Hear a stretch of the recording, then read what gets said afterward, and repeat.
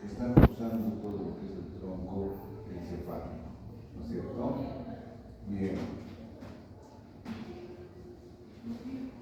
Aparte tenemos unos núcleos pontinos, unos núcleos mesencefálicos, indicando que los núcleos pontinos, por ejemplo, junto a los núcleos de la médula oblonga, son núcleos de una función inhibidora de la corteza cerebral. Si va a tener una conexión con la corteza, entonces va a inhibir la funcionalidad de la corteza, de los núcleos de la corteza, provocando lo que se llama el sueño. Al contrario, los núcleos mesencefálicos y encefálicos se consideran como núcleos activadores de la corteza cerebral, por tanto van a intervenir en el estado de vigilia o la conciencia. Ya, enseguida vamos a hablar sobre eso. Bueno, aquí hay un cuadro bastante complicadito, pero quise ponerles a ustedes para que entiendan de que tiene conexiones con la médula espinal, tiene conexiones con el cerebelo, tiene conexiones con el hipotálamo, con el cuerpo estriado, con la corteza cerebral. Y entre esas comunicaciones va a tener, como acá está de rojo, las aferentes, y está de verde, las eferentes, ¿no es cierto? No se olviden que aferencia en este sentido significa las fibras que están llegando al retículo, ¿no? A la formación reticular. Por ejemplo, como los espinos reticulares que van a llegar al bulbo y puente, solamente al bulbo y puente. Y su eferencia será por la misma, retículo espinal medial y retículo espinal lateral. No se olviden que existen dos haces reticulares espinales. Uno medial, ¿sí? Que va a ir prácticamente a funcionar con las células gamma de el hasta anterior. Especialmente van a bajar del puente y estas son excitadoras de estas células gamma. O sea, darle una funcionalidad vegetativa a estas células gamma. Luego el retículo espinal lateral va a bajar a las células alfa del bulbo, ya no del puente, del bulbo, y son definitivamente inhibitoras de estas células alfa. Fíjense, una pequeña diferencia entre lo que son retículo espinal lateral y medial. ¿No? Diferencia que a veces es un poquito complicado aprender, pero que debemos tener en cuenta. ¿Ya? Que la parte más alta del puente va a ser excitadora de las gamas, la parte más baja de la médula oblonga van a ser inhibidoras de las alfas. Ahí está la esencia del entendimiento de esta funcionalidad a nivel de la médula espinal. Con el cerebelo también tiene aferencias, las cerebelos reticulares que van a ir a puente bulbo y las eferentes retículo-cerebelosas que van a ir a las tres cortezas. Eso es medio extraño, ¿no? Pero sí hay que entender que va a existir retículo-cerebelosas. Y en algún momento hemos dicho que hablar de corteza cerebelosa es hablar de una función vegetativa más que todo, ¿no es cierto? Ya sea sensitiva que le lleguen al cerebelo o ya sean motores que se hablan del cerebelo. Entonces, en algún momento hemos indicado que tenemos que pensar, hablando del cerebelo, esa funcionalidad, y más que todo por esto, con las conexiones que tiene con la formación reticular. A nivel del hipotálamo, ya avanzaron el hipotálamo, ¿no? ¿Sí? ¿Jueves? ¿No? ¿O no? Bueno. Entonces vamos a tener una aferente hacia la formación reticular, hemos dicho ahorita, el fascículo dorsal longitudinal de Schultz, que van a partir en las diferentes formaciones vegetativas del hipotálamo, ¿no es cierto? Y van a ser excitadores de estos núcleos vegetativos del tronco, ¿no es cierto? Y sus eferentes retículo hipotalámicas, o sea, de regreso a los núcleos vegetativos. Con el cuerpo estriado, estríos reticulares, ya saben cuál es el cuerpo estriado, ¿no?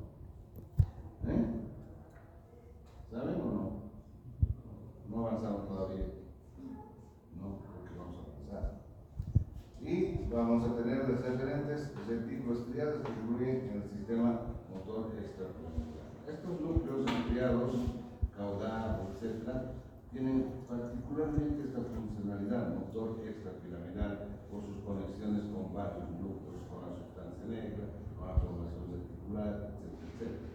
Todo este es un enredo extrapiramidal. Perdón. Luego con la corteza. Aparentemente esta es la parte más esencial de la médula espinal y de la corteza. También del cerebro, ¿no? Para entender la funcionalidad. Tiene como aferentes las cortico-reticulares, y que van a ser de diferentes cortezas. Por ejemplo, de las cortezas de áreas motoras, sensitivas, auditivas, visuales, olfativas, del cíngulo, etcétera, etcétera, etcétera. No es de una sola corteza. Está hablando de diferentes cortezas, frontales, temporales, occipitales. Si digo visual, seguramente es occipital. Si digo sensitivas o olfativas, seguramente son frontal baja. Si son auditivas, seguramente son temporales, etcétera, etcétera. ¿Cierto? Estamos traduciendo. Y van a llegar pues, a los núcleos mesencefálicos continuos y de la médula espinal cerebral, o sea, a toda la formación reticular, de abajo para arriba. Ya esto se va a denominar formación reticular descendente de la corteza, ¿no? Que va a formar el centro vago.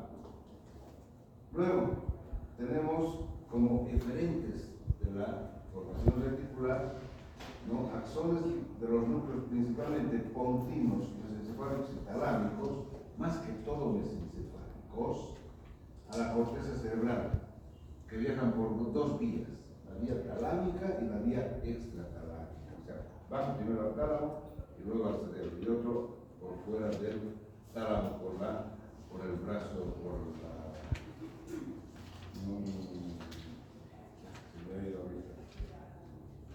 la cápsula interna. Entonces, para activar, aquí está la cosa, para activar a la corteza y dar la conciencia o vigilia que hemos dicho en la diapositiva anterior, ¿no es cierto?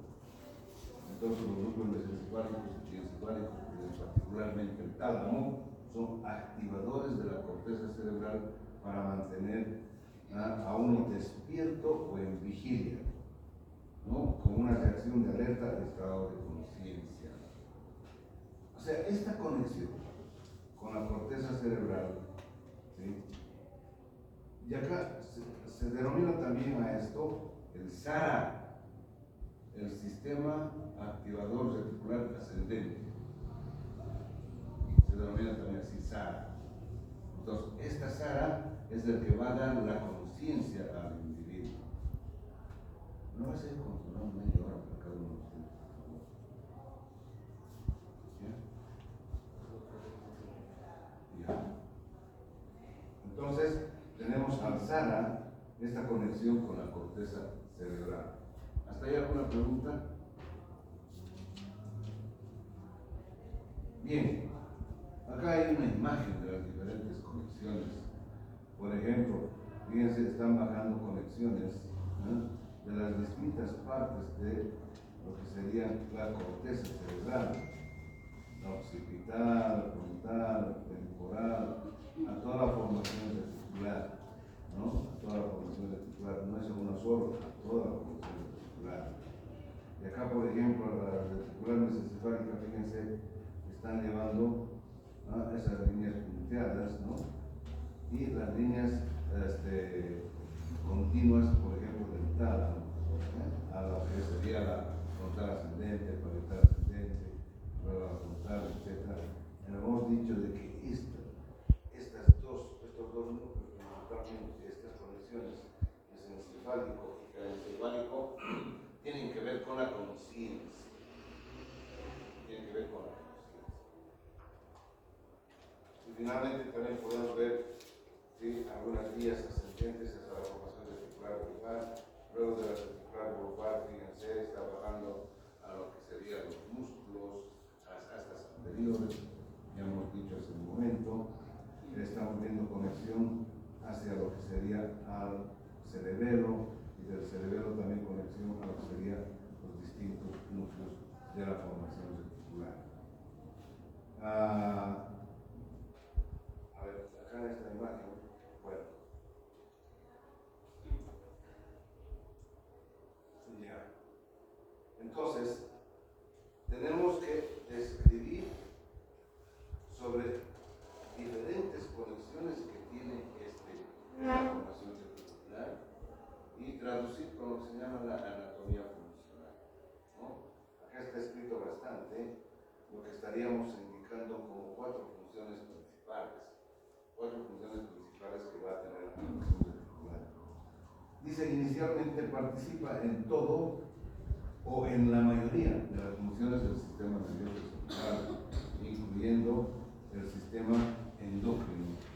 También el sistema endocrino ayuda a participar a la formación reticular cuando recibe la información hormonal debida, ¿no? Como por ejemplo noradrenalínica, ¿no?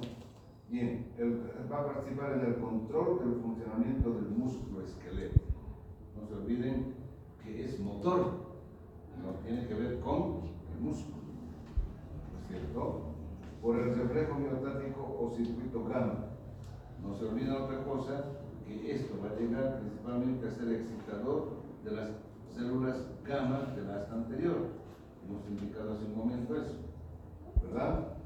Lo que va a conllevar el control del tono muscular. Entonces significa una funcionalidad compartida con el cerebelo.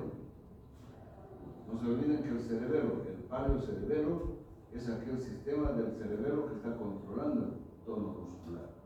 Entonces lo hará junto con lo que sería la formación reticular para el control del tono muscular. Por las vías piramidal, extrapiramidal principalmente y cerebral. El reflejo miotático está sometido a impulsos facilitadores. Su interrupción producirá rigidez de descerebración. Entonces, cuando hay un paciente así, vamos a entender que es una descerebración, ¿no? Y hay desconexión de esta vía motora. Y por eso la función motora está permanente, trancada, diríamos, ¿no? Bien. La formación reticular actúa sobre estructuras vegetativas y somáticas. Entonces, habíamos dicho que es una formación vegetativa más que todo, pero también actúa sobre formaciones somáticas. Para la vigilia o la conciencia que llega por las vías sensoriales, sensitivas sensoriales, o sea, la ascendente, el SAR, el sistema activador reticular ascendente, ¿sí? Por la conexión, formación reticular con la corteza cerebral. Entonces esto va a dar conciencia. La alteración de esta conexión, coma. Coma.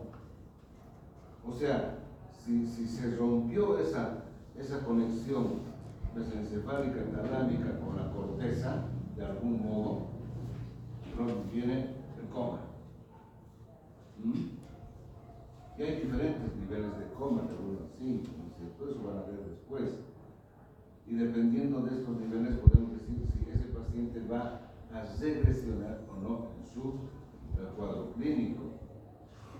Y uno de los aspectos que nos denota eso es que recordar que va a ir desde la formación reticular del mesencéfalo, y en el mesencéfalo tenemos el núcleo de Edinger-Westphal, el que ayuda a la reacción pupilar, junto con lo que sería la formación tectal, pretectal de Ramson, ¿no es cierto? La pretectal de Ramson recibe la estimulación, pasa la información a la red Edinger-Westphal y el Edinger-Westphal va a reaccionar provocando miosis al alumbramiento de la pupila.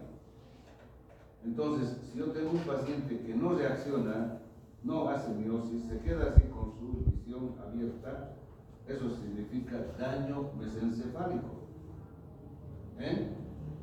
Por tanto, va a significar coma, y un coma grave, porque la conexión más importante, la mesencefálica corteza, se rompió. Se rompió. puede ser por una alteración vascular, digamos, falta de irrigación de los núcleos del tercer par, principalmente del izquierdo del par. Entonces, me está indicando un coma que tiene falta de la conexión mesencefálica cortical. ¿Está claro? Intervención en el mecanismo del sueño. Claro. Después de un tiempo, las neuronas del cerebro tienen que descansar. Sí, tienen que descansar, ¿no? Las neuronas, la formación reticular excitadas, se fatigan y estimulan paralelamente a los centros del sueño, ¿no? Entonces, así fatigadas, están dando a entender que necesitan un reposo para restituirse la funcionalidad de la conciencia, la vigilia, ¿no es cierto? En el que interviene el hipotálamo y la formación reticular periférica. ¿Por qué el hipotálamo? ¿Alguien sabe?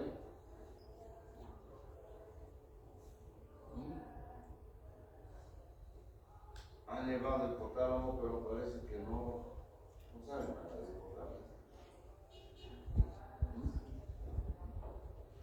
Es un centro nuclear subbasal que va a comandar lo que serían los centros vegetativos, hemos dicho. ¿No es cierto? Y una desconexión también con este va a provocar un mecanismo del sueño, ¿no? Y finalmente la formación reticular contiene centros vegetativos vitales, principalmente en bulbo, ¿no es cierto? Se integran a los procesos somáticos vegetativos del sistema nervioso central. También actúa sobre la concentración, atención, introspección y todas las formas de razonamiento. Acá estamos entendiendo que esa conexión con los centros vegetativos ayuda a mejorar lo que sería el razonamiento de acá, cortical, por las conexiones que va a tener, formación reticular con corteza cerebral. El razonamiento es una de las funciones privativas de la corteza cerebral, el pensamiento, la inteligencia, etc. Entonces, se ve que si hay una alteración en esa conexión, formación reticular cerebral, también está alterando lo que sería el razonamiento, el pensamiento. ¿Sí? Entonces, todo aquello está hablando de la formación reticular. ¿Tienen alguna pregunta? ¿Nada? Bien, entonces pasamos a lo que es funcionalidad motora, pero no es piramidal, no es córtico-espinal, ¿no es cierto? Entonces, de ese modo llamamos motores la piramidal, que funciona en forma estrecha con la corteza cerebral. A ver. El haz piramidal, que parte en la corteza y termina en la médula espinal, va a activar la funcionalidad del músculo voluntariamente, ¿sí? Pero no va a tener cierta fineza activa, pero el que controla la función fina de esta va a ser el motor extrapiramidal, con todas las conexiones que estamos viendo con estos núcleos extrapiramidales. Estos núcleos, llamados núcleos basales del telencéfalo, tienen esta particularidad funcional. Y estos núcleos se van a comportar como el cuerpo estriado, se llaman así cuerpo estriado, la suma de todos estos núcleos a nivel subtelencefálico, ¿sí? Y vamos a encontrar entre los principales el núcleo caudado, el putamen y el globo pálido. 3. Además, el cuerpo estriado puede dividirse en el núcleo caudado mismo y el núcleo lenticular, que sería la suma del putamen y del globo pálido. ¿Ya? O sea, están formando como una lente, como una lente en forma de cuña a estos dos núcleos, el putamen y el globo pálido, y muy aparte está el núcleo caudado por encima del tálamo. ¿Ya?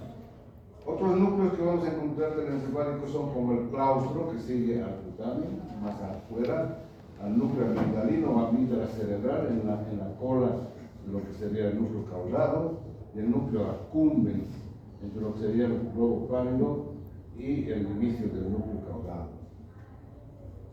Filogenéticamente podemos decir que el núcleo caudado y putamen, o sea, el núcleo lenticular, el núcleo caudado y la parte externa, estos dos son del neoestriado.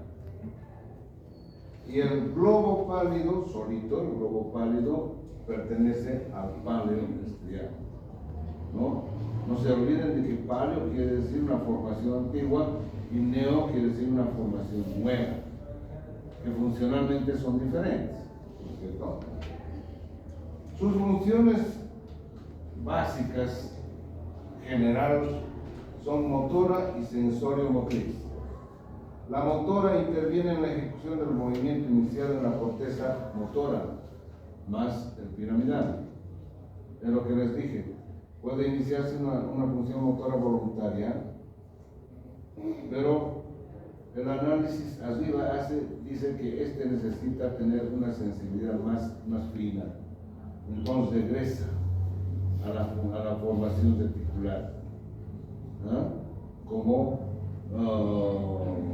espino reticular, y de la formación reticular va a ir hacia el cerebelo, etc. Y del cerebelo va a regresar a las formaciones extrapiramidales como el núcleo rojo, y luego de ahí va a ir a la corteza cerebral para ordenar recién nuevamente esas indicaciones que tiene la corteza cerebral sobre la funcionalidad, sobre la ejecución de un acto. ¿De acuerdo? Eso quiere decir. Y sensorio motriz por sus aferencias dopaminérgicas. O sea, hay núcleos que van a secretar la dopamina como la sustancia negra, ¿no es cierto? Y estas aferencias dopaminérgicas inhibidoras, pueden ser inhibidoras de los diferentes núcleos extrapiramidales y además corticales excitadoras. Entonces puede tener diferente funcionalidad estas neuronas, estas sustancias neurotransmisoras, depende a dónde llegan. Por ejemplo, son inhibidoras en las diferentes funciones extrapiramidales y excitadora a nivel cortical. ¿Ya? Acá estamos viendo una imagen, lo que sería el tálamo, es una imagen medial, ¿sí? Acá el núcleo reticular formado por el globo pálido y el putamen, y rodeando lo que sería el tálamo, también por encima sería el núcleo caudado. Y el núcleo caudado se divide como cabeza, como cuerpo y cola, ¿no? Esta línea vertical que pasa por detrás del tálamo está dando la división entre cuerpo y tálamo, y a través de la comisura blanca anterior, cuando pasa por la comisura blanca anterior, sí, está dividiendo lo que sería cabeza y cuerpo del núcleo caudal. Entonces, y el núcleo amigdalino. El núcleo amigdalino, que no hay que olvidarse, vamos a hablar respecto a cuando hablemos del siguiente tema, está delante de lo que sería el final del núcleo, de la cola del núcleo caudal. Este sector de la cola se encuentra a ambos lados del hemisferio temporal, ¿sí? Ocupando lo que serían las partes inferolaterales de los ventrículos laterales. Se llama temporal o temporal. Ahí se estaría encontrando esa cola y también el núcleo amigdalino. Visto esto en otro corte, un corte de Fleching, quiere decir un corte horizontal del cerebro, y que tiene que atravesar principalmente lo que es la rodilla y el esplenio del cuerpo calloso. Se tienen que coincidir esas dos formaciones para hacer un corte de flecha, no es cortar donde sea. Hay que ubicar estos dos elementos y pasar por ahí el cuchillo y decir este es corte de flecha. Hay muchísimos elementos que hay que explicar acá, pero nos vamos a abocar a los núcleos que hemos indicado hace un momento. Por ejemplo, aquí estamos encontrando el núcleo caudal, estamos encontrando la cabeza, porque el cuerpo está por sobre el tálamo, y acá estamos encontrando la cola del núcleo caudal. En esta imagen encontramos cabeza y cola del núcleo caudal. Estamos encontrando el globo pálido, y más fuera estamos encontrando al putamen, y más fuera estaría el claustro, que hemos dicho hace un momento, otros núcleos terminobálicos. Entonces, a estos dos globos pálidos y putamen se lo conoce como lenticular, que están formando una especie de un triángulo, una lente triangular, ¿no es cierto? Y acá estamos encontrando el tálamo, la formación ventricular talámica o la unión talámica. Entonces, entre el núcleo caudal y el putamen, especialmente, el globo pálido, estamos encontrando una formación blanca que separa. Sería el brazo anterior de la cápsula interna. Entre el globo pálido y el tálamo hay otra formación blanca, que es la misma formación blanca, pero esta es el brazo posterior de la cápsula interna. Esto se pregunta muchísimo en el examen. ¿Qué partes de la cápsula interna estaría separando a estos núcleos, tanto caudal como el globo pálido y el putamen, o el lenticular si quieren, ¿no es cierto? Entonces, el brazo anterior de la cápsula interna, el brazo posterior de la cápsula interna y lo que sería ¿cómo se llama esto? Rodilla, codo, tal que decir, rodilla, la rodilla caudal, digo de la cápsula interna. ¿Está claro? Bueno, aquí estamos encontrando los ventrículos laterales, el tercer ventrículo, etcétera, etcétera. Elementos que nos van a distraer en este momento, pero lo más importante es lo que se está marcando para ubicar a estos núcleos en un corte de flecha. En un corte de Charcot es un corte vértico-frontal, un corte vértico-frontal o coronal del cerebro, y que también tiene su clave. ¿Dónde empieza este corte? Empieza en estos tubérculos, en los tubérculos mamilares. O sea, eso significa que voy a tener que voltear la cabeza, el cerebro, y empezar el corte de arriba, pero ubicando los cuerpos mamilares y haciendo un corte bastante vertical, ¿no es cierto? No va a ser posible cortar desde arriba y encontrar los cuerpos mamilares, eso no, es imposible. Entonces, más bien hay que encontrar los cuerpos mamilares y a través de estos recién iniciar el corte. Entonces, en este corte vamos a encontrar también los mismos elementos, pero por ejemplo, en el núcleo caudal vamos a encontrar el cuerpo, ya no la cabeza, y ligeramente la cola porque viene todo esto de aquí para acá, ¿sí? Que se viene en esta prolongación esternolidal que les he dicho de los ventrículos laterales. Luego vamos a encontrar también el globo pálido separado por el brazo posterior de la cápsula interna. Perdón. Aló, estoy en clases. No la rodilla ni el esplenio como en la otra imagen. Volvemos a encontrar lo que sería el tercer ventrículo. ¿Qué? ¿No es cierto? Los ventrículos laterales, aquí el tercer ventrículo. El tercer ventrículo se encuentra entre los tálamos, ¿no es cierto? Y los núcleos caudales están sobre los tálamos a nivel del borde súpero-lateral del tálamo. Y así encontramos también más hacia periféricamente lo que sería nuevamente la cápsula interna, el brazo posterior, en este caso, de la cápsula interna, separando lo que sería el globo pálido de este tálamo y también del núcleo caudal. y acá estaríamos encontrando los núcleos subtalámicos, la zona incierta, etcétera, ¿no es cierto? Después, nuevamente encontrar el putamen, el claustro, la cápsula externa, la cápsula extrema, ¿no? y la cortical de estos elementos. ¿Hasta ahí alguna pregunta? Bien, entonces ya sabemos dónde están más o menos la situación de estos núcleos llamados núcleos basales del televisor. Acá nuevamente una microdisección donde estamos viendo el núcleo lenticular. Hemos repetido que el núcleo lenticular es el poco más el dictamen, ¿no es cierto? La cápsula interna que está separando del resto, el cuerpo calloso, etc. Y algunas fibras del haz córtico espinal, miren cómo se ve, como serían fibras. Un poco, no es tan sencillo poder observar una disección del cerebro y tratar de reconocer, no es tan sencillo.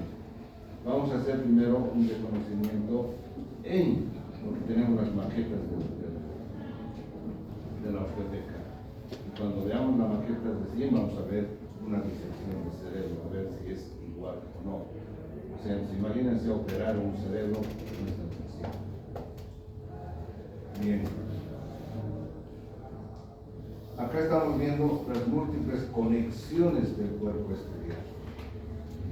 Y estas conexiones naturalmente tienen que empezar en un lugar donde van a difundir la funcionalidad. ¿Sí? O sea, eso quiere decir que se van a iniciar en la corteza cerebral. Estas conexiones se inician en la corteza cerebral. Estas conexiones de color verdecito, fíjense, está yendo directamente a lo que sería el putamen. ¿No es cierto? No están llegando a esta corteza a lo que sería el globo pálido. Pero también las diferentes cortezas, y no solamente motora, esta motora, premotora, etc., y algo de sensitiva, las diferentes cortezas como la hoja frontal, temporal, occipital, parietral, están llegando al núcleo caudal. Yo digo de que estas funcionalidades motoras de la corteza están llegando a estos núcleos para darles esa funcionalidad motora, para considerarles a estos núcleos motor, ¿sí? Pero como este motor no llega a la médula espinal, directamente llega a estos núcleos, entonces se van a considerar como motoras extrapiramidales. ¿De acuerdo? Bien, esas son las dos conexiones más importantes. Ahora tendremos que encontrar otras conexiones. Por ejemplo, el putamen está conectándose con la sustancia negra, ¿no? El globo pálido se está conectando con los núcleos subtalámicos, ¿no es cierto? Y está recibiendo también una conexión del núcleo caudal a la sustancia negra. Toda esta conexión se va a llamar estrionígricas. Estrionígricas. ¿Por qué? Porque todo esto se conoce como cuerpo estriado. Y va a tener una eferencia igual, ¿no es cierto?, de la sustancia negra hacia los putamen, y de la sustancia negra hacia el globo pálido, y de la sustancia negra hacia el núcleo caudal. Ahora, aquí está lo importante. ¿Por qué va a pedir una conexión con la sustancia negra y solicita una regresión? Es como decir, estos cuerpos estriados, o este cuerpo estriado, más o menos así, estaría solicitando como permiso a la sustancia negra para activar todo lo que sería el sistema extrapiramidal. Pero la sustancia negra va a manejar, ¿no?, la funcionalidad de estos núcleos a través de la secreción especialmente de la dopamina. La dopamina es un neurotransmisor que está regulando, dependiendo de la cantidad de secreción de la dopamina, está regulando la funcionalidad extrapiramidal del cuerpo estriado, del núcleo estriado. Si hay mucha dopamina, entonces va a inhibir bastante la funcionalidad extrapiramidal. Si hay poca dopamina de la sustancia negra, pues no va a inhibir. Y si no hay dopamina, ahí sí, no hay inhibición. Y por eso ocurre el Parkinson. Y el Parkinson es una descarga neuronal de funcionalidad motora, porque no hay quien le esté controlando esa descarga y por eso está funcionando así. Ese es el Parkinson, porque le falta alguien que controle. ¿Están entendiendo?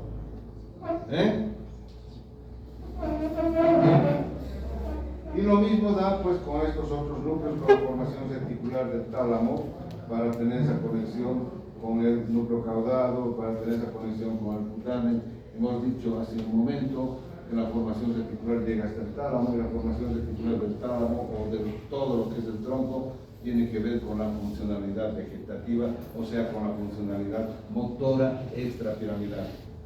Entonces, todas estas conexiones están haciendo que al final esta sustancia, la sustancia negra, que es la más importante por sus conexiones, ¿sí?, de ida y de venida, ¿sí?, van a ser los que van a inhibir la gran funcionalidad extrapiramidal o la poca funcionalidad extrapiramidal. Bueno, ¿alguna pregunta hasta ahí? ¿Alguna duda?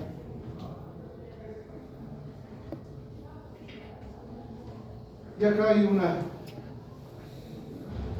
No se olviden que el tálamo tiene unos núcleos laterales, ventral anterior, ventral lateral y ventral posterolateral.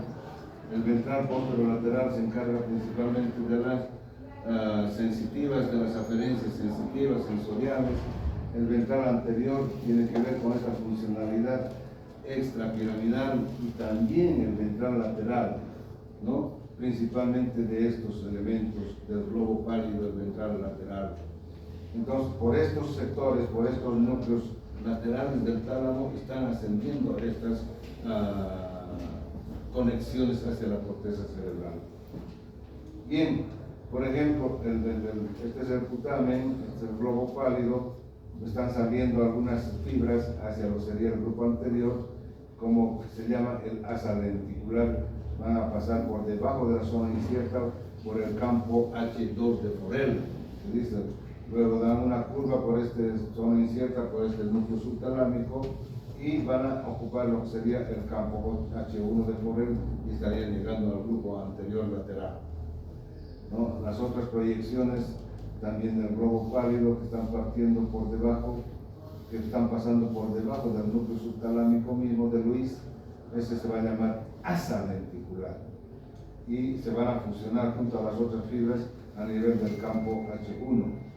Y cuando están fusionados a nivel del campo H1 se denomina fascículo talámico, ¿no? Y este fascículo talámico está llevando las dos proyecciones hacia el núcleo anterior lateral y el lateral ventrolateral, ¿ya?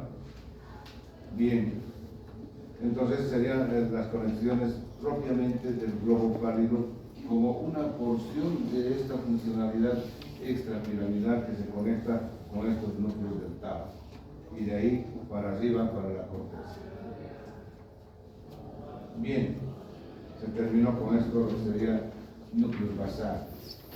Entonces, aquí alrededor del tronco encefálico, ¿sí?, como una abrazadera, ya, especialmente a nivel del espacio de Pacioni, ¿no?, especialmente ahí donde está la corteza temporal. Interviene en el control de los impulsos de la motivación. Ya estamos hablando ahora de motivación, ¿no? Interviene en el control de la conducta emocional, de la personalidad, del proceso de aprendizaje, y además la memoria, ¿no?, y un contenido afectivo. Esto del afectivo, por ejemplo, tiene que ver con el amor, ¿no es cierto? cuando hablaron tálamo, no sé si habrán visto esta conexión del grupo dorso mediano, ¿ah? ¿Sí? De esos núcleos que van a tener la conexión con la parte anterior del cerebro frontal para determinar esta funcionalidad, la afectiva del amor. Y esta también tiene que ver con esto, por esas conexiones que vamos a ver enseguida. ¿Con quién? Por ejemplo, con alguna circunvolución del cerebro, ¿no es cierto? Bien, el sistema límbico, ¿no? Es un poquito complicado, pero va a tener algunas formaciones anatómicas, que se dice formaciones corticales y formaciones subcorticales. Entre las formaciones corticales tenemos el lóbulo límbico y el hipocampo.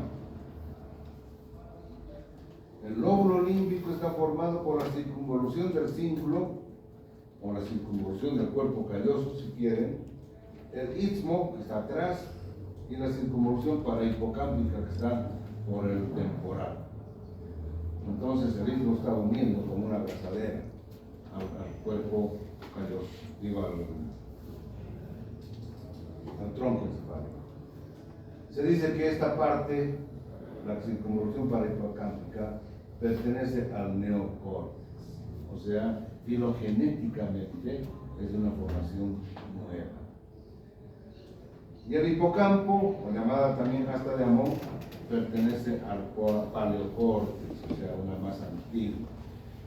Y el hipocampo o asta de Amón está formada por la circunvolución intralímbica de Broca, debido a ver ya, todavía no han visto eso, circunvolución intralímbica de Broca, indicium glicium, fasciola cinerea, todo eso, ¿han visto? ¿Ah? ¿No hay todavía? Tal vez la siguiente fase eso. Y el hipocampo propiamente dicho, esta partecita se ubica en lo que sería la porción anterior del temporal, en un lugar donde se denomina uncus del temporal, una porción torcida del temporal, una quinta temporal, ahí se ubica el hipocampo. Entonces son las estructuras corticales. Y las subcorticales tenemos como el núcleo amigdalino, que ya lo hemos visto hace un momentito delante de la cola, que también se denomina amígdala cerebral. El hipotálamo, hemos indicado que está debajo de los núcleos telencefálicos basales. El grupo anterior del tálamo, solamente el anterior del tálamo, que tiene que ver con esta funcionalidad, principalmente con el de Papez. Los cuerpos mamilares también accionan en esta formación subcortical, la formación reticular, el núcleo accumbens y los núcleos reticulares del mesencéfalo, como el del Cuden y de estos grupos subcorticales, 3 son telencefálicos: núcleo amigdalino, hipotálamo y el grupo anterior del tálamo. Son telencefálicos, ¿sí? Los otros son no telencefálicos. ¿De acuerdo? Esta es una estructura de lo que se dice el sistema límbico. Vamos a diferenciar luego con esto, fíjense. Con esto, ¿no? Vamos a ver las funciones del sistema límbico, vamos a ver las funciones del hipocampo, vamos a ver las funciones del núcleo amigdalino, vamos a ver las funciones del núcleo accumbens, etcétera, etcétera, etcétera. Pero que sumados todos aquellos, hemos hablado de que van a controlar la motivación, personalidad, aprendizaje, memoria, afección, todo eso. Esto es en conjunto. ¿Ya? Bien. Acá estamos encontrando un corte sagital del cerebro para poder ubicar a estos elementos. Yo creo que ya saben, ¿no? Este verdecito, por ejemplo, es el tálamo. Estamos identificando el grupo anterior del tálamo. ¿Qué sería esto? La membrana. ¿Cómo se llama esta membranita? Que está dividiendo al tercer ventrículo en el derecho e izquierdo. ¿No lo hemos visto todavía? Vamos a ver después. Y esto, que sería el fornix, una sustancia blanca, encefálica, ¿no? Que estaría uniendo, digamos, hipocampo, ¿no? Con cuerpo mamilar. Y esto es lo que más vamos a hablar en este video, ¿ya? Acá está el núcleo amigdalino, este es el uncus, esa porción medio torcida de lo que sería la quinta temporal, la parte más medial o superior del temporal, por dentro. Solamente se ve cuando se hace un corte sagital del cerebro, ¿ya? Y ahí, rodeando este núcleo amigdalino, encontramos la circunvolución parahipocámpica. Y acá, el cuerpo abolionado del hipocampo, sigue en esta parte de la quinta, el hipocampo, ¿no? Y debajo del hipocampo encontramos el hipotálamo, esa pirámide con vértice inferior, el hipotálamo, ¿no? Y toda esta parte naranja, esta es la circunvolución intralímbica de Broca, ¿no? Que se va a llegar seguramente después. Luego estamos reconociendo, este es el cuerpo calloso, o cíngulo, la rodilla, el esplenio, y tenemos por encima de esto una circunvolución, la circunvolución, o sea, corteza cerebral, la circunvolución del cuerpo calloso, o la circunvolución del cíngulo. Y acá tenemos lo que se denomina el istmo, que es un pliegue de paso que está uniendo una circunvolución con otra, y está uniendo esta circunvolución del ciclo del cuerpo calloso con la quinta circunvolución temporal, y esta va a llevar a lo que sería el hipocampo y a la circunvolución para hipocampo. Es todo este circuito que tenemos que ver, circuito que está ligando todas esas formaciones corticales y subcorticales para determinar lo que es sistema límbico, todo esto. ¿Están entendiendo? Entonces todo eso se va a denominar sistema límbico, ¿ya? Enseguida vamos a ver las conexiones de todo este sistema límbico. Acá estamos viendo la formación reticular del mesencéfalo, acá estamos viendo el puente, el bulbo, el cerebelo, el cuarto ventrículo, la porción occipital, etc. Yo creo que tenemos que ir reconociendo las partes de esta imagen para entrar en una ubicación de la situación de esto, ¿no? ¿Alguna pregunta?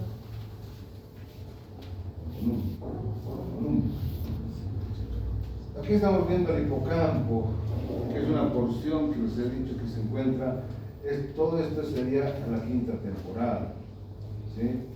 Esta es la parte anterior de la quinta temporal, la parte posterior de la quinta temporal. Y ahí adentro estamos encontrando a esta parte roja, lo que serían las células del hipocampo, ¿no es cierto? Que estas están unidas a través de lo que serían las cintillas diagonales, las cintillas de Giacomini, y también tiene una unión olfatoria, porque tiene también función olfatoria. El uncus tiene función olfatoria, la quinta temporal tiene función olfatoria, porque le están llegando ahí las cintillas olfatorias del nervio olfatorio. Acá una porción de esta cintilla Giacomini y Gyrus dentatus, y pues una porción blanca que sería la fimbria. Son formaciones que están junto a lo que sería el hipocampo. ¿Y dónde se encuentra el hipocampo? Este espacio es un hueco que está en la proyección esfenoidal o proyección temporal de los ventrículos laterales.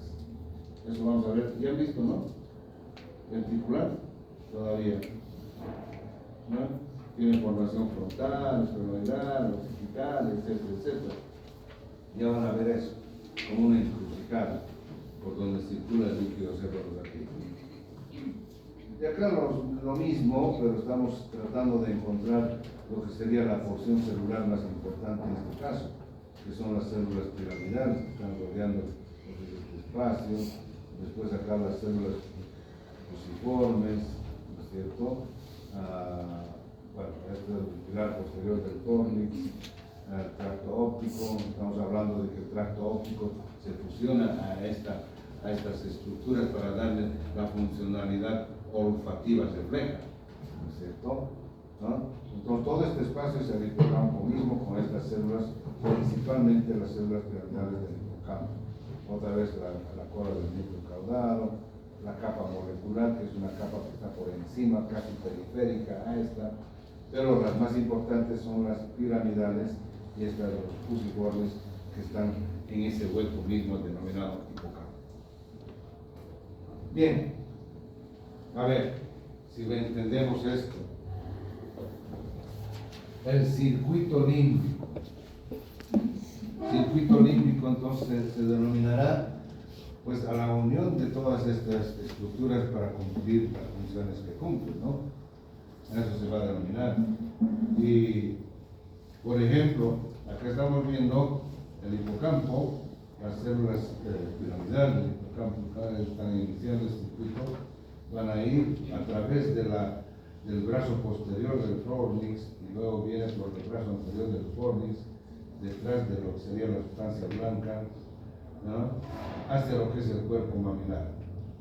Entonces, esta unión es hipocampo mamilar. ¿Está claro? ¿Sí? Hipocampo mamilar. Luego, del cuerpo mamilar están saliendo fibras hacia lo que sería al cuerpo anterior del tálamo. Al cuerpo anterior, a los núcleos anteriores del tálamo, perdón, a los núcleos anteriores del tálamo. Y de los núcleos anteriores del tálamo están saliendo, fíjense, fibras hacia lo que sería a la circunvolución del cíngulo y también a la frontal anterior, como acá al cerebelo, al occipital, porque tiene también estas funciones reflejas, ¿no? Entonces, está saliendo del tálamo a las diferentes proyecciones corticales y principalmente a esta zona roja, que es la circunvolución del cíngulo o del cuerpo calloso, ¿no es cierto? Reconociendo aquí esta formación blanca del cuerpo calloso, y este es el tapetum, ¿no? Tapetum se llama a esa telita que está separando los dos ventrículos laterales. Bien, hay harto nombre que hay que tener, ¿no? Demasiado nombre, ¿no? ¿Qué pasa, Andrés? ¿Cansado? Yo también estoy cansado. En vez de descansar sábado y domingo, trabajo más que toda la semana. Sí, vengo más cansado toda la semana. Increíble. Increíble. Tengo que ver mis pacientes, cirugías, tengo que ver labores de otras índoles. Ay, Dios.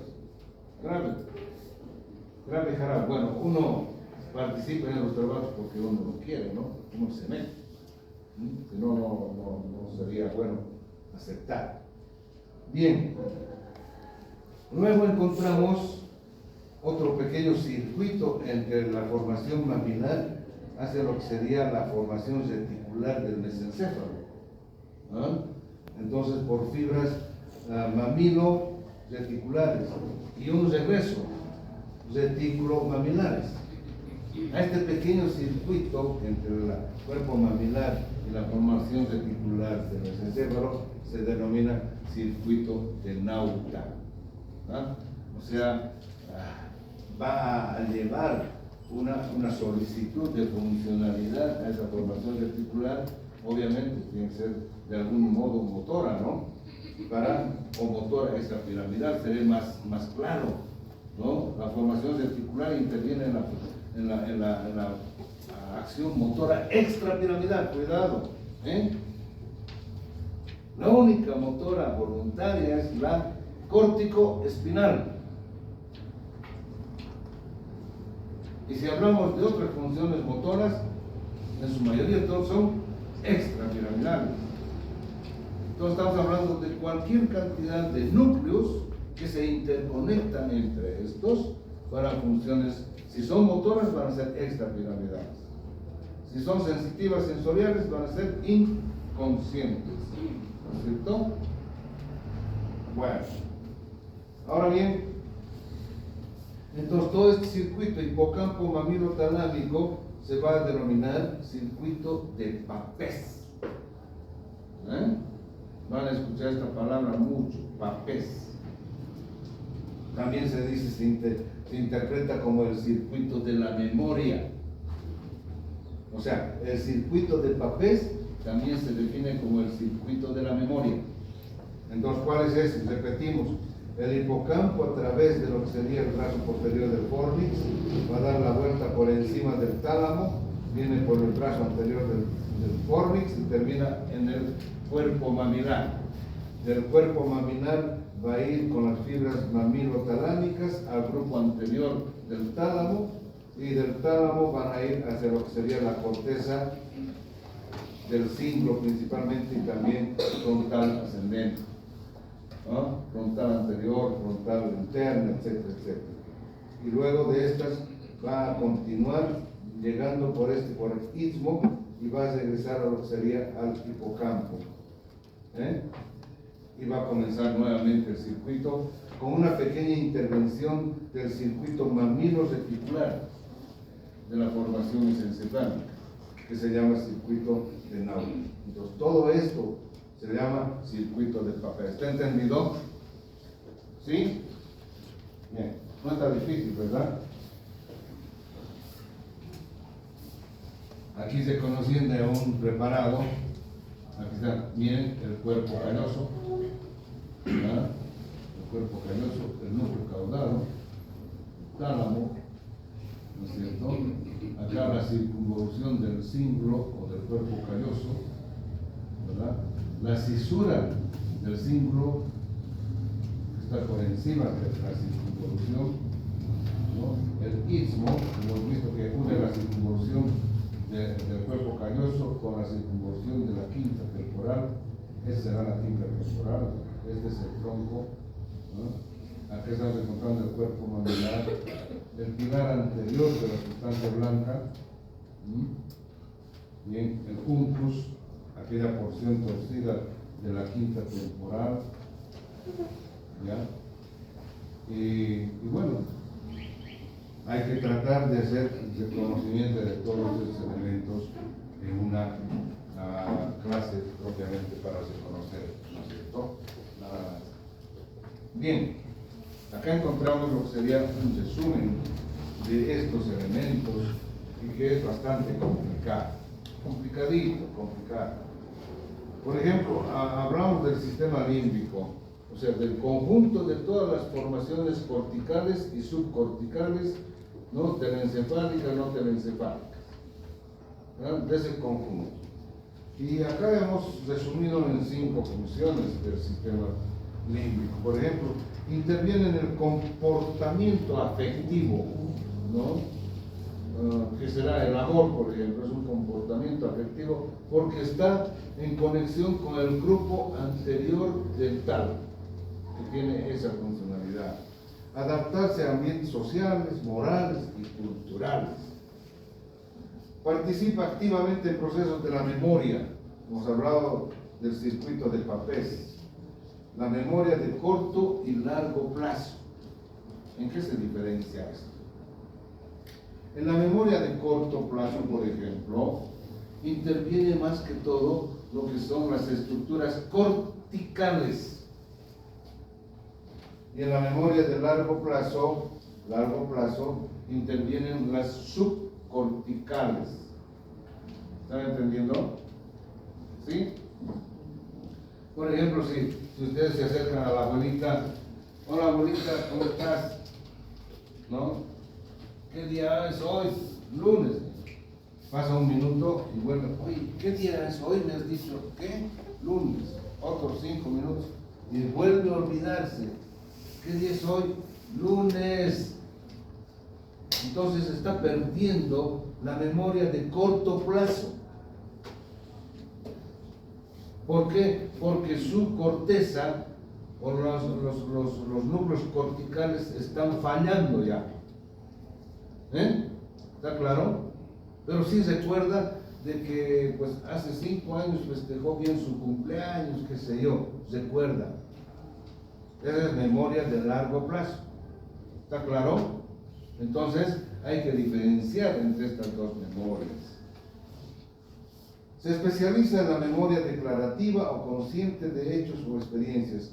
La lesión, amnesia. y que puede ser retrógrada de corto y anterógrada de largo. ¿Está claro? Participa en el sueño y la vigilia, ¿no? ¿Por qué? Porque está conectándose con el núcleo reticular del mesencefalo, ¿no? Entonces, hemos dicho en formación reticular, los grupos mesencefálicos y talámicos, por su conexión con la corteza, están regulando la vigilia y el sueño. Entonces, si este está en conexión con este, también está en conexión con eso, ¿no? Fácil de entender, no sé para ustedes. 4. Regula la conducta emocional. Esto a través de lo que serían los núcleos subcorticales, especialmente el amigdalino. Bien, entonces subcorticales intervienen en el comportamiento de subsistencia. ¿Qué quiere decir el apetito? Puede incrementar el apetito o disminuir el apetito, ¿no? ¿No es cierto?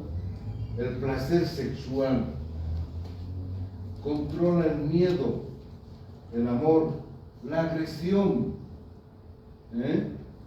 por la transmisión noradrenérgica o GABA, que desactiva al sistema límbico, lo corta el sistema límbico, entonces se desinhibe y empieza a andar desnudo. Esas personas que andan desnudo es porque se les ha desactivado su sistema límbico. Claro, les importa un bledo el mundo. Fíjense qué grave, ¿no? Y este sistema límbico, pues, los que saben más del sistema límbico, ¿saben quién son? Los psiquiatras. Y los psiquiatras van a dar medicamentos, medicaciones para estos elementos de lesión. ¿No es cierto? Vamos a seguir viendo. El hipocampo. El hipocampo, como tiene aferencia, por ejemplo, la aferencia de la corteza de la circunvolución del cíngulo. Claro, está llegando del cíngulo al hipocampo, hemos dicho, ¿no? Y referencias del hipocampo al núcleo mamilar, hipocampo mamilar, ¿lo ven? ¿No? Al tálamo, a los núcleos septales, al hipotálamo y al hipocampo mismo del otro lado. O sea, no solamente va a tener al cuerpo mamilar, tiene también conexión con otros elementos, ¿no? Bastante interesante esto. Luego, interviene en el circuito límbico del telencéfalo. Claro, el hipocampo es uno de los más importantes para esto, porque ahí está empezando el circuito. Hipocampo mamilar, ahí está empezando el circuito de papeles. Cuidado que me digan, si el circuito empieza a nivel del istmo, empieza en la circunvolución del cíngulo, no. Ni el grupo anterior del tálamo, empieza en el hipocampo, este circuito, o circuito de Papez, ¿no? Hipocampo, mamilo, talámico, singular, y luego para hipocampo. ¿No es cierto? Luego, cambios emocionales bruscos. El hipocampo tiene también, cuando falla, cambios emocionales bruscos, a través del asta de Amón, que es muy sensible. Participación activa en los procesos de aprendizaje y memoria. Claro, ustedes asocian que aprender es memorizar todo, ¿no ven? ¿No es cierto? Siempre he visto a la mayoría de todos ustedes que aprender es memorizar. Yo les insisto que aprender debe ser razonar, y eso es diferente. Entonces, es eso, participación activa en los procesos de aprendizaje y memoria. Bueno, adecua el comportamiento junto con el núcleo amigdalino de la timidez, autoestima, fobia y motivación. ¿No es cierto? A veces falta esto, la motivación en ustedes para ver cómo generar mejor conocimiento. No, quieren seguir haciendo lo mismo y no hay motivación. Entonces, pues, aparentemente este hipocampo está medio fregado, ¿no? Si es que no tengo eso. Bien, continuamos. El núcleo amigdalino, esa pequeña bolita que está delante de la cola del núcleo caudado. Es importante este núcleo amigdalino, tiene aferencias, recibe la cintilla olfatoria lateral del núcleo amigdalino. Recibe fibras de la corteza piriforme, o sea, del área 38, o 14. Recibe aferencias de la formación reticular, aferencias de la circunvolución del cíngulo, y recibe aferencias de las áreas asociativas, auditivas y visuales. Mucho, ¿no? Esa bolita pequeñita. Eferencias a los núcleos hipotalámicos. Pero estamos empezando el hipocampo reticular, mamilar. Y del mamilar recién va a empezar esto. A los núcleos hipotalámicos anteriores por la estría terminal. A las áreas preóptica lateral, hipotálamo y al dorso mediano del tálamo. El dorso mediano tiene que ver con esto, con el comportamiento conducta, y al núcleo accumbens. Es un núcleo que está entre lo que sería el globo pálido y la parte inicial del núcleo caudal, de la cabeza. Sus funciones: la estimulación del núcleo amigdalino, ¿sí?, produce efectos controlados a través del hipotálamo. Y pueden ser la ira, la cólera, el miedo, el deseo de huida. ¿Qué es esto de deseo de huida? A ver.